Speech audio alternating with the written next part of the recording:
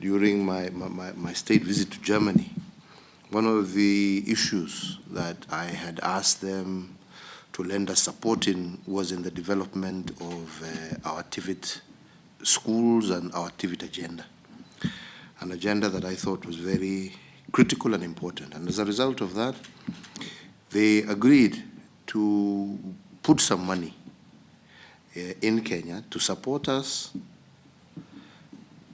to develop Kiambu Institute of Science and Technology.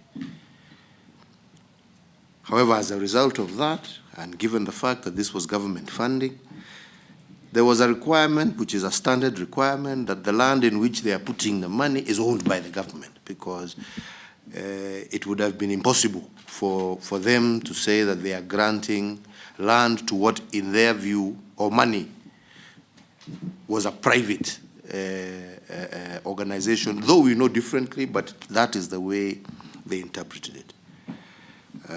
So it was necessary for us to be able to reach where we have reached today and have this land available.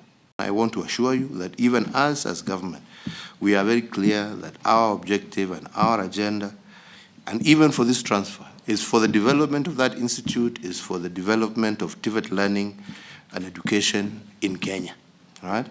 And we have no other intention. I also agree that maybe you can sit with them and the Ministry of Education, let them develop together with the Board of Governors a plan. Let us all see. We would also like to see what is the overall master plan, you know, of this land. I would also be very keen to see, yeah? I have a particular interest, yeah? Yeah, being the son of the first patron, I would like to also know what plans do you have, yeah, for this land, yeah, so that even when you're asking for support, as the chair, you know, you're asking for support for the development. We need to know, what are we supporting? What is the long-term plan that we have? TVET is the future. Huh? I'm appreciative of your idea, but TVET really is the future. To teach our young men and women the skills, how to use their hands, how to use the talents that God has given them. Yeah? And you know, that was the dream of our founders. We lost it somewhere when we all came and started believing that the future was everybody having a degree. But you know, these degrees, there are so many jobs that the bulk of the jobs that are available for our people is through the use of the talents that we have. And that is why we have laid huge emphasis on TVET training, to be able to give our people the skills to meet the job requirement of the 21st century. And this is where we must invest. This is where we must invest. So I encourage you. I'm happy to hear that you're also moving out into other areas. I'm happy to hear how you want to link up and develop a university that will also be a support structure for the village polytechnics, which are under the county.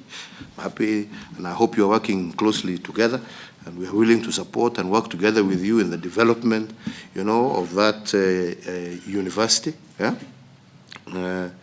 Because really, at the end of the day, what we want to do is to arm our people with skills.